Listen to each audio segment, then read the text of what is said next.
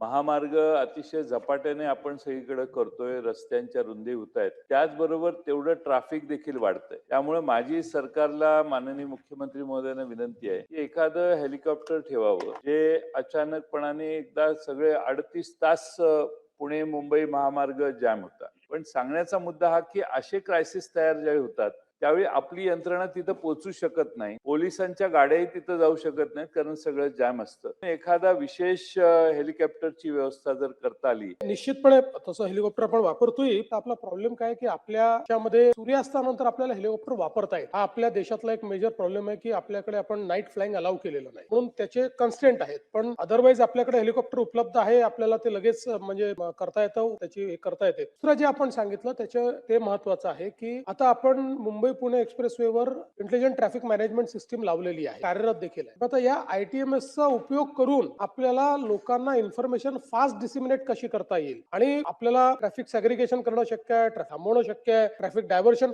हे देखील ते केलं. पण माझं स्वतःचं देखील मत आहे की उशिरा केलं आपण. ते जेवढ्या घाईने करणं आवश्यक होतं तेवढा घाईने केलं नाही. आणि याला अल्टरनेट रूटही कंजेस्टेड आहे. म्हणजे समजा मुंबई पुण्याला आता काढला आपण अल्टरनेट रूट, पण तो इतका फिरून आहे आणि तो इतका कंजेस्टेड आहे की त्याच्यावरनं पूर्ण ट्रॅफिक याच्यावरचं जाऊ शकत नाही. तथापि या सूचना दिल्या जातील की अशा परिस्थितीमध्ये ITMS चा उपयोग करून अगदी इंडिव्हिज्युअल व्यक्तीलाही कसा SMS जाऊ शकेल अशा प्रकारचं त्या ठिकाणी इन्फ्रास्ट्रक्चर तयार करण्याचे आदेश देण्यात येतील.